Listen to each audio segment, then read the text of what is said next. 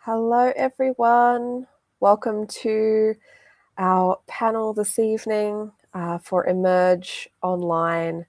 Firstly, I want to acknowledge the Aboriginal and Torres Strait Islander people and their continuing connection to land. At Queensland Poetry, we respectfully acknowledge that our work takes place on the unceded lands of the Yagara and Turrbal people. I pay my respects to elders past and present and recognise the important role Aboriginal and Torres Strait Islander people play in Queensland's creative and artistic life. Welcome. I'm so excited that you could join us for this fantastic online event. My name is Rae White. My pronouns are they, them, and I'm your host for this evening. I'm the events and marketing manager here at Queensland Poetry, and I'm also the author of the poetry collection Milk Teeth, and my forthcoming collection, Exactly As I Am, is out through University of Queensland Press in July this year. Tonight, as part of Emerge Online, we'll be hearing from Foong and Scott Patrick Mitchell about the community of poetry. This event is presented in partnership with Australian Poetry via the copyright agency Cultural Fund. And I'm delighted to introduce you to my two panelists, which is Foong, poet living in Naarm. Waffle Iron Girl is her performance persona. Her work has appeared in Australian Poetry Journal, Rabbit Journal, and the No News anthology published by Recent Works Press. She once colonised a sink in Debris, an immersive theatre event. She lives online at waffleiron.girl.com. Scott Patrick Mitchell is a non-binary poet who lives and writes on Whadjuk Noongar country in Boorloo, Perth. Their work explores ecology, queer identity, addiction, recovery, love, grief, and how poetry can transmit awe. Their first full-length collection, Clean, is available now from Upswell Publishing. Thank you both so much for joining me tonight. Hi. Hello. Hello. It's so lovely to have you here. And I keep being told that I'm muting myself. A very good start to the evening. So I'm very excited to be talking about the community of poetry. And I thought I'd start by asking how you both define the community of poetry. And obviously, feel free to throw questions back at me. I feel like this is us chilling in an online space rather than it just being me firing questions at you. So how do you define the community of poetry? Scott, you want to go? I'll go, I guess. Community of poetry. So there's so many different ways of kind of defining it. It's a place where magic happens. Friendships are made. Cats are herded. I think everyone who has done an event knows the analogy of dealing with poets is like herding cats. It's that space where, for me personally, where magic can happen. So it's creating spaces for magic, and then just creating bonds that kind of, I don't know. There's something really particular about the bonds, the friendships that you make in poetry that kind of seem to transcend any other kind of friendship that you've had in the past. So yeah, for me, it's very much about magic and friendship, which is very kind of twee, but yeah. No, it is, and I feel like the community itself, the more you participate in community and create the community, the more it impacts on your own work as well. Sorry, Ez. I was saying it's not twee at all. It's beautiful, and twee is beautiful. Um, I think I realized recently, as I was working on my first collection, that I don't think I've ever written a poem by myself, not once. Mm. And every poem that's there has existed because of memories that I've had with community, or has been co-written with community because of the feedback, or because I've gone to a spoken word or an open mic event and gotten an idea or a spark. And obviously, I think for most of us, poetry is written and forged in feedback communities and groups, big and small.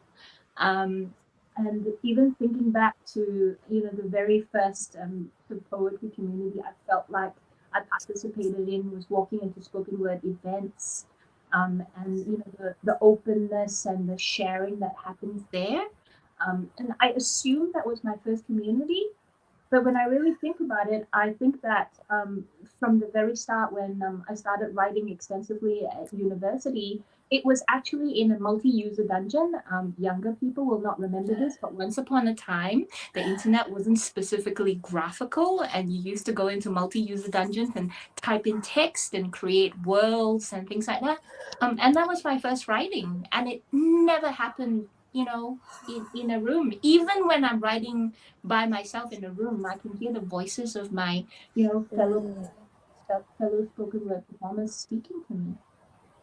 I love that because I feel like Mm. that it's almost I feel like a kind of similar way, and that like it's almost like the internet and online communities have kind of bookended my life from like chat rooms and like fan groups online when I was younger to more recently like events like this and communities during COVID. And I think that's really really interesting. Like maybe do we want to speak to sort of the I guess the pros and cons, the differences and similarities maybe between online and offline communities in poetry. So, oh, you go first. I was just going to say that I don't think many of us had much choice around our options around online and offline community in the past couple of years. Mm, But for me, I've been an online, partial online person for most of my life. So Mm. I'd say that there is definitely something I've missed so much about breathing in a room with people. Um, and there's definitely something I've missed, something essential and life giving that I've missed about being in the flesh with people. mm. But so Mm. much of it operates in the same way for me. Yeah, that's interesting. And I feel like so, so long as you're not breathing in their COVID, it's a fantastic experience. But it is quite a different experience, from something like this to, I often miss the before and after of an event. So even though we met before this to have a chat, even though after this we'll have a bit of a chat, you're not going out to dinner together, you're not going, and having a beer or something and hanging out for a bit. And I think that's the kind of thing that I miss with online events. They're sort of a little bit more strict, maybe with time. Scott Patrick, what's your take? Well, well, first of all, when S was talking about was it text dungeons? Is that right? Did I hear that right? Multi-user dungeons, MUDs. I got vivid flashbacks to like 1998 when my first experience with poetry community was somehow I managed to get onto this emailing list run by John Kinsella called Poetry Etc. And it was phenomenal, like luminaries communicating over email. And I remember it was really really interesting. And then I think it got too big, and so it got shut down. But that was like my first experience, and I remember, like, oh, showing my age, 19, being 19 and just in awe. And this is like 1998, 1999. Um and just been in awe of just this kind of different world and these voices who I'd heard of but never met and hadn't really read. But I must admit that with the new online paradigm as it is, I have really enjoyed kind of connecting further than I would. And I think one of the things with the poetry community in general that I've noticed, whether it's in real time or online, is that if you're authentic with people, they're typically authentic back. And you can kind of spot the fakers and the movers, the ones who are just there to network. You can spot them pretty easily.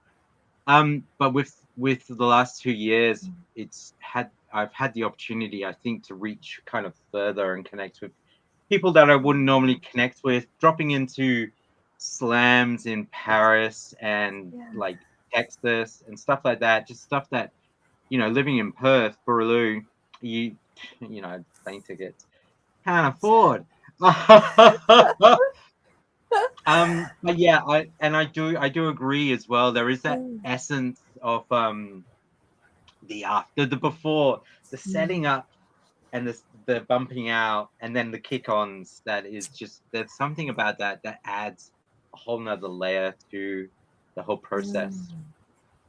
Yeah, and I do agree, like in terms of, I felt like, and this is a thing that has happened a lot in online events that I've been in, where people have, appeared from, like, they've attended from so many different countries, and they've said, I can suddenly time travel, I can suddenly fly to where you are. And I think that's just so, one, it's so incredibly poetic, and two, it's just so beautiful, like that experience. And so, yeah, I do think there are definitely pros and cons to both. I mean, it's currently pouring here in Mianjin, so I'm pumped that I don't have to leave the house for this event. I'll be honest, so that's a plus.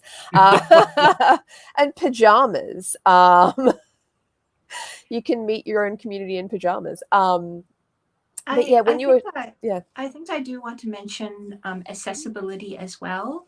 Mm. I know that online doesn't necessarily mean increased accessibility. I remember the early days of online, and having to talk through people who didn't have the right phone to get onto events, and couldn't afford it or couldn't work out the technology. So I acknowledge that, but I also acknowledge the kind of grief, a little bit grief I feel that now we're going back to more live events.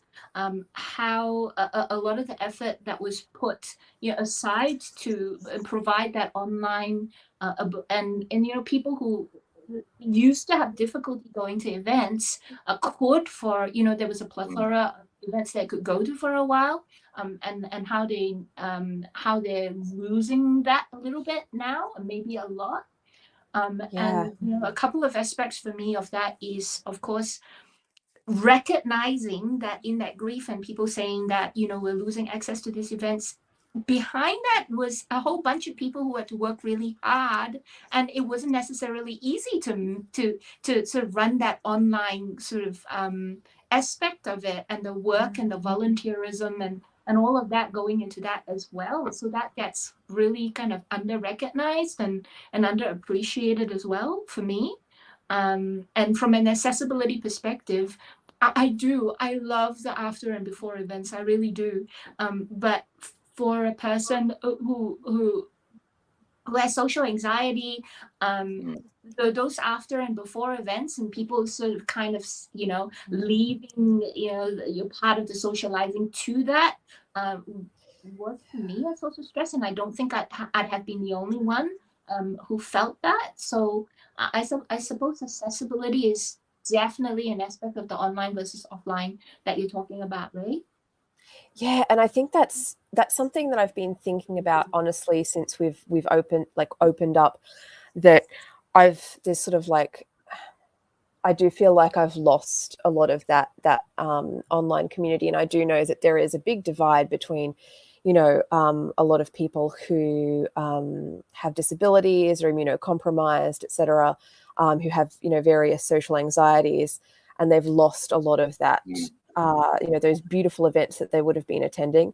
And I'm so glad that we have events like this, there's still online events going on, because there is that kind of back to normal concept, and that's, that kind of the face-to-face normal isn't necessarily the same normal for everyone. And even, people in with mobility issues, people who are in various different places where they're not able to leave. Like there's a lot of different circumstances. So I'm glad that there's events for everyone. But look, I like being in my pajamas. I'm pretty okay with this event right now.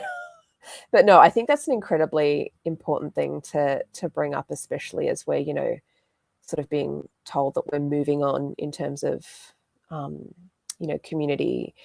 And yeah, I think you were talking before about, and I think you both were, about the way in which other poets have kind of connected with your work. How do you think sort of the community of poetry has, changed your work and, the way that you write poetry, and maybe even the way that you view community itself? Big question. Do you want to go first, Ez? This one's yours. This one's yours. Okay.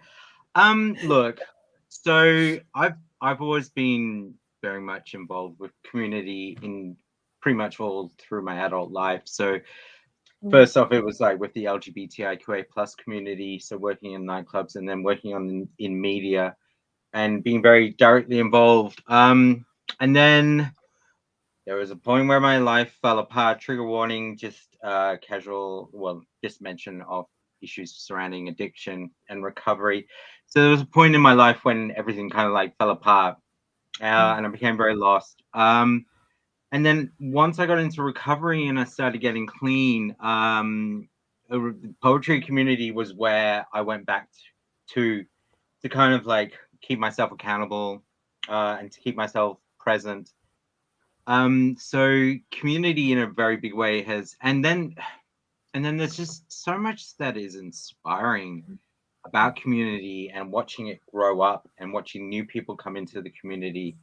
That really lifts my spirit. And so when I came back to the poetry community, there were a lot of younger people, and it was this kind of thing of I have to kind of be accountable to myself, and I felt a little bit accountable to a lot of them as well. I don't know who wants to be a role model in this climate, but anyway. So it was just this need to kind of like keep myself accountable, but it was great. Like I found that community has really helped me embrace myself and them as well. And then it's just weird and wonderful, and some amazing collaborations happen, and gorgeous events, weird events, and yeah. And I thank myself, actually, yeah, for sticking with it and being present,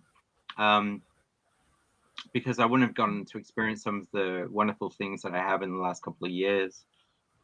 Did that answer the question? Yeah.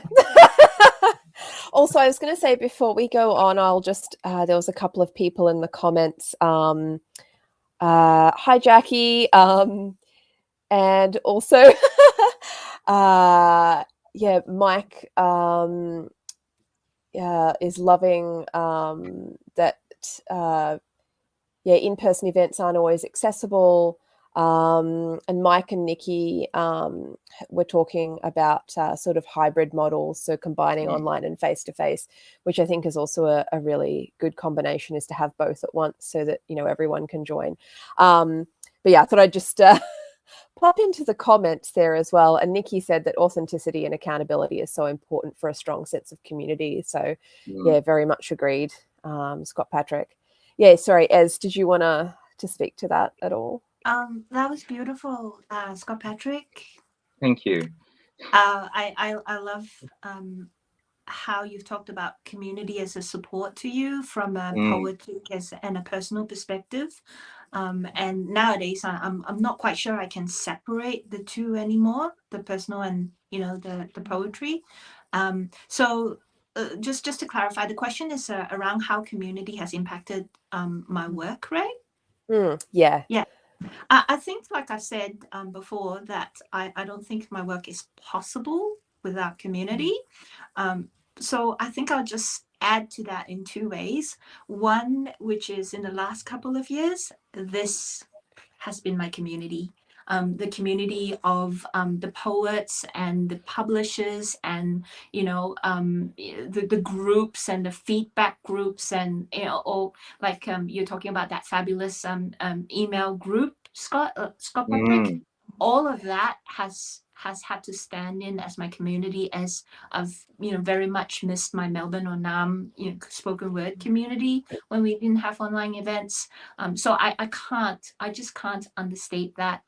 And I think one of the ways that I wonder about community is sometimes it feels a little bit like a closed system, where all the people we somehow get in, like some of us accidentally wander into an email group one day and we're there, or we wander into a pub one day, some weird people doing spoken word things, and we're there. But then otherwise we're always like, I think generally talking to the same people, going to the same events and seeing people, which is wonderful and which I've enjoyed very much. But I wonder about new audiences, new readers, and how to bring that into play, because my work exists in an ecosystem that, if the pie expands for all of us, it's better for all of us. So I wonder about the community of readers, and I've been thinking about that from how that feeds into my work. I really like that, because I think that's it's sort of one of the things that I don't like about well, a lot of communities, I think, but is often there's sort of, depending on who you're talking to, there's this kind of in-group out-group idea. And I do think having new people and sort of this idea that, and it's something that at National Young Writers Festival, there's no real distinction between the audience and the author or the performer or the artist. Everyone kind of intermingles, and there's no kind of hierarchy. And I think that's sort of something that I think is incredibly important in community. And when you were saying before, like kind of just wandering into communities as well, just suddenly finding yourself at a spoken word gig. How if someone's wanting to find their poetry community out there, what would you sort of suggest? Maybe wander into a spoken word gig, accidentally get on a mailing list with John Kinsella.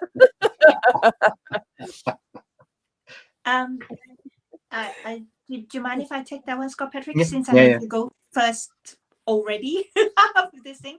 I think it's a numbers game.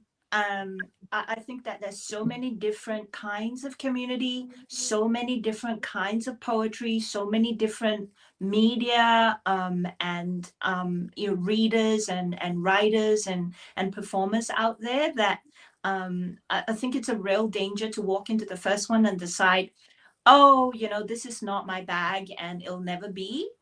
It is a numbers game. Please keep trying. Please keep looking. Please keep finding. And it's such a rich and beautiful thing when you do find your place, but sometimes it takes some time. I just want to applaud. I think that's amazing what you just said. And I'd have to agree. Don't settle on the very first one that you go into. Try them all, go to them all, and if none of them fit, start your own. Yeah. And it doesn't have to be at a venue. It can be at your house, in your backyard, and you're doing poetry games and and then once you have the courage and the audacity, then maybe go and get a book a venue and hold it. But yeah, community, it can start at real grassroots kind of realm. But yeah, never settle for the very first gig and go, oh yeah, I'm here. Shop around and try. Here in Perth, we have like a lot of different writer centers as well. So all of the different writer centers.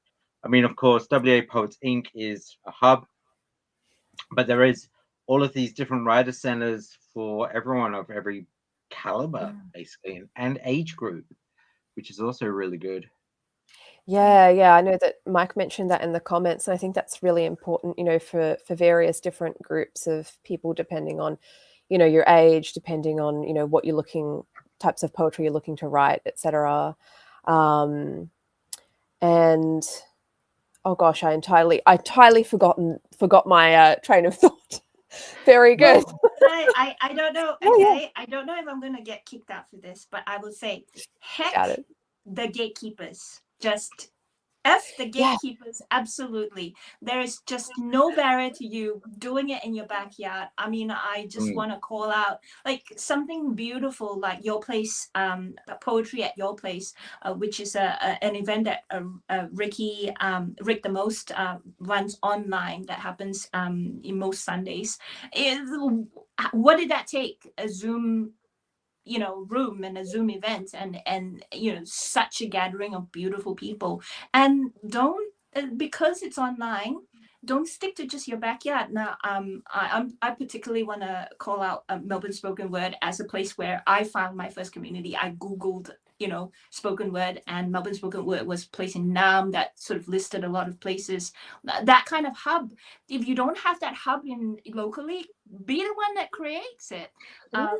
Just and go overseas. There's amazing events that runs in New York, Spoken Bird in Singapore, in Philippines. Just why restrict yourself? Why? And also, you reminded me of what I was going to say, was that don't restrict yourself just to one community either. Like you can be polyamorous or pansexual or whatever to the poetry community. Like I love spoken word communities. I love there's like a small group of poets that I hang out with. I hang out with bigger groups of poets. Like just all the groups have as many good friends and good connections, and people that you're able to share your work with. Like I think that's really beautiful. And as you said, like if in doubt, like start your own. Like I know there's a bunch of people in the comments who've started their own initiatives, which actually I was thinking of asking what sort of ways have you both built community, and what kind of initiatives have you started and attended and that kind of thing. Who's going first? Obviously me. Your turn. All right. Okay. Wow. Tell me to stop being lazy and go first if you want to, Scott Patrick. I just love listening to you. Okay. So I gotta think of like 20 years of history. So I mean, I've started spoken word events at bars that have gone terribly and crashed and burned, and like no one's come, or I've had people come and they've literally just come in and they've done their piece on the microphone and then they've left. And it's so then there was a space of years, and then I kind of somehow ended up with these really cool intellectual kids. I don't know why they let me hang out with them or had me on board. But we put in an application for an arts grant, and because they knew how to write this stuff, we ended up with $20,000 arts grant, and we did a monthly spoken word event called Cottonmouth. And so I still have some of your zines. And I did the zine, and I look back. My friend Alan constantly reminds me, look at the zines, because you published some people for the very first time in that zine. And so we did that, and that was really, really cool and awesome and organic. And then and now I work with WA Poets Inc. on the Perth Poetry Festival. And so I do the annual LGBTIQA plus event with that. And then just try and build in other factors. So started off doing like an experimental poetry showcase, because that's kind of, I love weird poetry. I love weird poetry on a stage that makes people either uncomfortable or kind of go, what is happening? And then that kind of moved into doing micro residencies. So that is a factor of the festival now, is that we have like, we pay people to do like 1-day residencies in the office, and then they showcase their work. And I love that.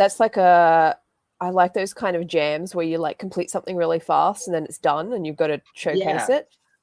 Yeah. And so, and being invested in the community, I don't think, and I'm sure there's a ton of other stuff as well. I mean, I've tried to do zines and stuff like that, but yeah, I don't think my adventure in building community has come to an end or will end, because it's just exciting to create opportunity for other people where you can. Yeah, I think like that's the main reason that I, work at Queensland Poetry. It's the main reason that I have NB Life, like the journal that I run, is I feel like there's no point in me just being a poet who gets some books published. Like that's super cool and I love it. Because it spreads the word of how good poetry is, and how people from the LGBT plus community can write poetry, but also like, why am I not bringing up people with me? Like, which is exactly the whole point, in my opinion, of any of this, like of living, full stop. That's dramatic, but like it's the whole point for me, is to bring people up with me in these kind of situations. So being, giving them as many opportunities as possible, and like publishing people for the first time on NB Life. Like I cry every single time. It is the most beautiful experience and I just love it so much. Yeah, it's just incredible. Ez, did you want to speak to that? I'm experiencing serious imposter syndrome at the moment. I'm No. never been quite clear why I'm on the panel, other than I do love community and it's what I live and breathe. I think I'm just going to talk about what I experience as the quieter ways of being in community. I personally think that the most important thing that I do for community is to rock up to gigs. And not even get on the open mic, but rock up to gigs and be enthusiastic and be warm and be sort of receiving and accepting. I think some of the most important ways we all can, really important ways, is to buy the books and read the books and talk to the poets about the books that we've read. I think much of the ways that we can contribute to community is the kind of underground, mutual aid that we offer to each other that isn't always visible above the ground. I feel like I'm in community with yourself, Rae, and yourself, Scott Patrick, because I remember the time that I was at the Queensland Poetry Festival, and 4 years ago, and walking into that room where you were doing that amazing, amazing performance with the markers on your body, and having that seared into my mind. And we haven't really sort of interacted or had drinks together or anything like that ever since. But I've got your book, and I learned from you. That's community. And Rae, Milk Teeth was just such a revelation to me, and that's community as well. So yeah, I guess I could talk about all the sort of gigs that I've run, and being part of Melbourne Spoken Word previously, and in the online places. And I am working on starting an online journal soon called Love Your Poetry. And the idea there is it's selected based on your friend's recommendations. So I'm not going to read your poem, but if your friend loves it and they've written something beautiful, you're in. But it's just, I don't think we exist without the quiet people in the back listening, or having a smoke in the back, or whatever. Yeah. And I think you also mentioned, and thank you for, your lovely words like that. Yeah. Like, I completely agree. Like and it's often, there needs to be people reading the books, there needs to be an audience, there needs to be people doing the open mic, there needs to be like just all these people participating in whatever way they feel is their, the way that they want to participate that evening or that day or, that year. And I love what you said about mutual aid as well, because I think that was something definitely in the last, 12 months, beyond that. I had, so many poet friends, even in different states, different countries, checking in on me to make sure, how are you doing with COVID? How are you doing with the floods? How's, like, do you need anything? Do you need this? And just that goes beyond poetry. Like that is, and it also is poetry, because then, that's still a community driven act, that is still, a beautiful part of the network. And I love that so much. And I know this is sad and it shows my age, but I'm mainly on Facebook because I can't deal with the TikTok and Twitter thing goes too fast, and Instagram has got too many photos, whatever. I was like, wait, you're still on LiveJournal. That's the question. MySpace. MySpace. I still got Tumblr. Yeah, I was like, if you still got an Angel Fire website, in which case, I'm kidding. In the last 2 years, there have been times when I just couldn't speak to anyone and couldn't get out and just couldn't get out of my brain box. But just knowing that I had people posting, that I was alive with other people, even if it was online and even when it was direct, has been really important sometimes. And even now as we speak, I hi to everyone in the chat. I can't like focus on the camera and on the chat at the same time, but seeing those numbers pop up and knowing that you're out there, that's community. It really is, I think. And I was going to say, speaking of the chat, I might ask another question, but while we're answering that, if anyone has any questions, we won't be able to have the time to answer them all. But if you do have some questions, feel free to pop them into the chat. But yeah, before we do go to questions, I thought I'd ask sort of what you think the potential of community is for poetry going forward, and also, if you have anything else that you want to add. I know, love to ask the big questions tonight. So what's our potential? What do we got? What's happening? I take it I'll go first. Look, I is that okay? I don't know. Do you want to go first? I just think so slowly, and your answers always spark me off. So I'm waiting for you, okay. But I'm feeling guilty about like the low. No, it's fine. So hang on, just repeat the question real quick. Sorry. Oh, sorry. What's the potential of community? So, what's going to happen going forward? Do you think? What do you see happening? Any high-flying ideas, visions of the future, etc.? Yeah. Look. So I just going back to what I think it was Nikki in the comments said about hybrid events. I think that is going to be a really big part. I know that that's an element of Perth Poetry Festival going forward now that we've found works really well for us, because it's it's impossible for people to get over that. The only problem is the time difference. But I'm as much of a pessimist as I am, there's a part of me that is just this die-hard optimist through and through. And I honestly think that, community poetry, any community can change the world. But poetry communities especially has this really cool capacity to create change and inspire people. Change the world, maybe that's a really big ambition, but hey. What is the world but a bunch of communities all working together to change together? But I really feel as though it has just the potential to connect more and more people. Being specific to Perth, one of the things that I've noticed in the last 20 years is this cyclic nature of poetry events and the presence of poetry in the wider community.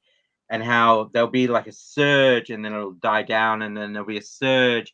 And every time that there's a surge, it gets bigger and bigger and there's more and more and more readings. And we've just come out of a period where we probably clocked close to, so we have about 4 or 5 regular. We probably got close to clocking 10 poetry readings. And then there was like the one that everyone kind of gravitated towards. And I have a feeling that just here in this city, it's just going to get bigger and bigger and bigger each time, those surges. But there is a space between them. And my hope is that, I don't know, someone with a lot of hot cash just comes along and goes, hey, poets, make something magic. And it would be amazing if it was something like a real kind of, I don't know, yeah, just someone with some money come along. Hey. Oh, my dream is also hot cash. Like poetry community and hot cash meet together. Bam. Love it. Well, and then there's no limits really, is there? Sorry. I mean, look, it's either hot cash or the downfall of capitalism. Like either or, I'll take either. Yeah. Downfall of capitalism. Sorry, Ez. It's a big question, right? And I think if it's all right, I'll answer it a little differently, which is what I wish for the poetry community. I'll start with being part of the spoken word community specifically, and also page poetry community has really in a lot of ways changed my social and political consciousness personally. Really kind of sensitized me to a lot of things that, you know, I wouldn't have thought of before being part of this community. And so I don't think it's too much to say that I hope that the poetry communities are part of the, you could say, the downfall of capitalism, but, you know, maybe you could also phrase it as the emergence of, you know, different forms of living together, of being together, you know, simply because there's just, it's a fucker.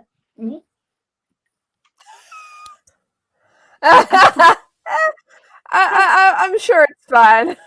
It's a flipping compost heap. The poetry community is such a hotbed of such many different ideas, with the commonality that it's the art form and the craft that runs through it, right?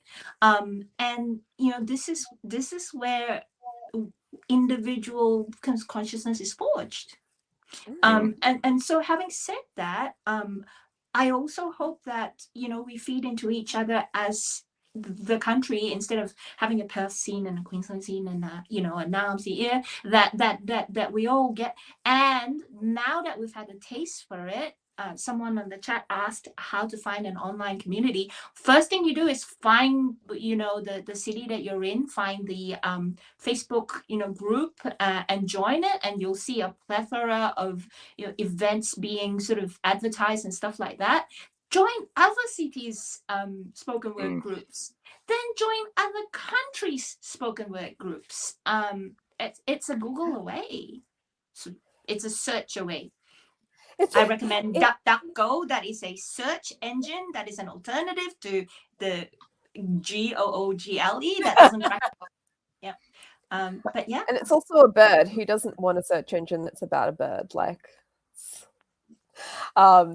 but yeah, I do think that poetry has such potential in sort of looking at how we can create different ways of relating and different ways of living, and, you know, basically like a different society. And I think that, you know, it's such a positive influence for a lot of people. And yeah, like I think we were answering Nicole's question is, yeah, in terms of online poetry communities, like definitely it is a search engine away.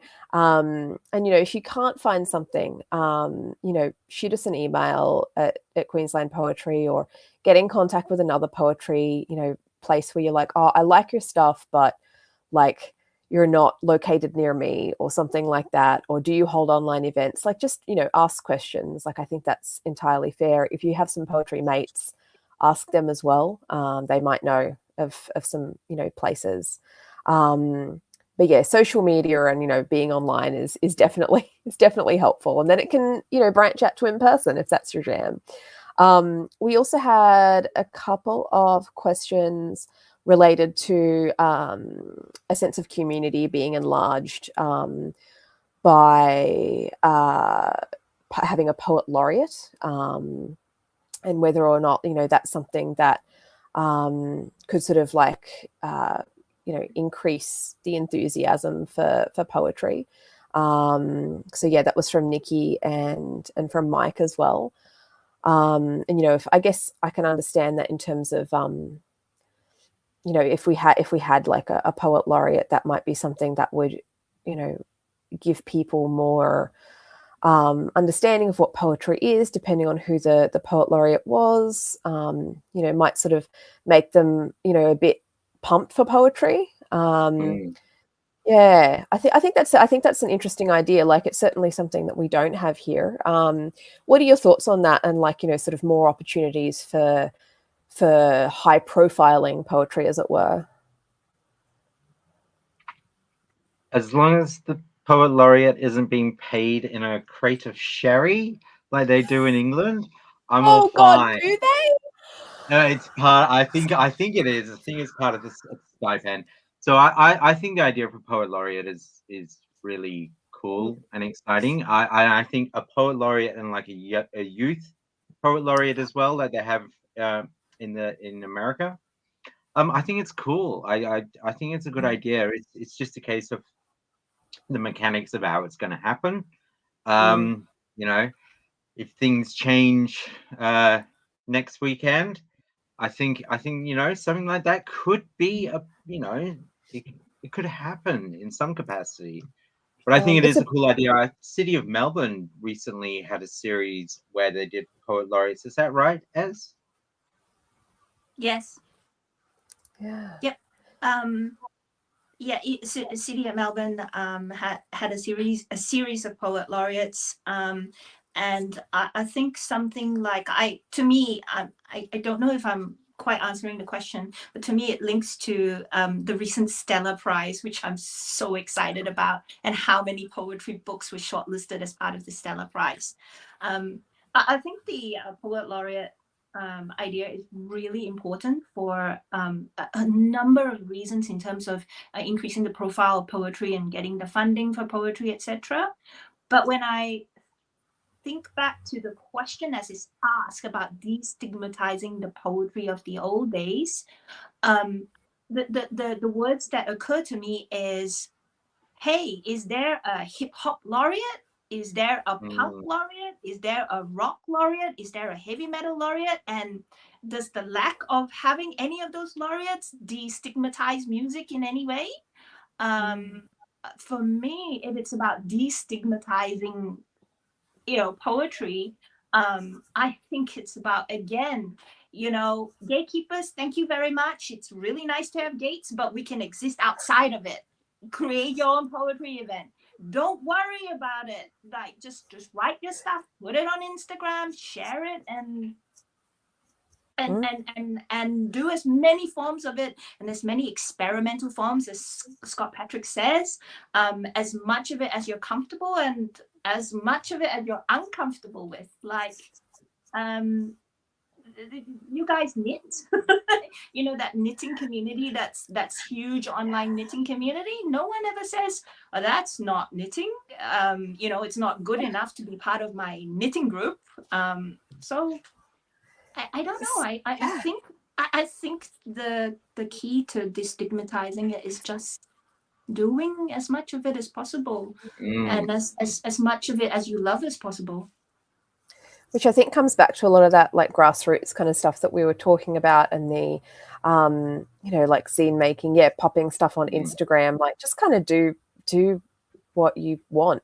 And like, I love people who like in their profiles and stuff online will say something like, oh yeah, I'm poet laureate of my bedroom, like something like that, where it's like, you know, one, I think poet laureate would be amazing, but you know, depending on the, you know, how things change in terms of arts funding, you know, I think it is so important for individuals and community to kind of take it back and like you know, do as much as we can to kind of get our work out there in the way that we you know, I guess in the way that we want to, without it being, you know, without there being gatekeepers.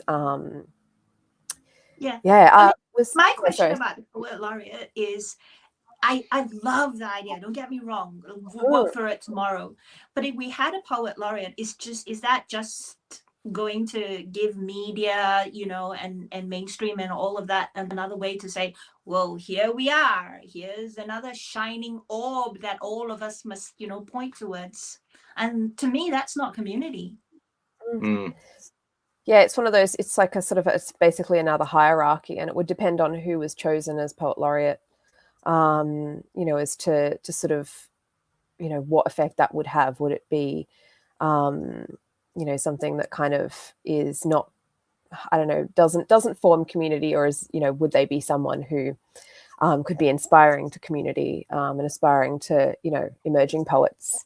I was going to say, before we wrap up, was there anything else that you both wanted to say? Yeah, go for it. Oh, well, no, my memory just jogged. Talking about poet laureates, Joy Harjo is currently finishing her poet laureate thing, and she's gonna have a dance party.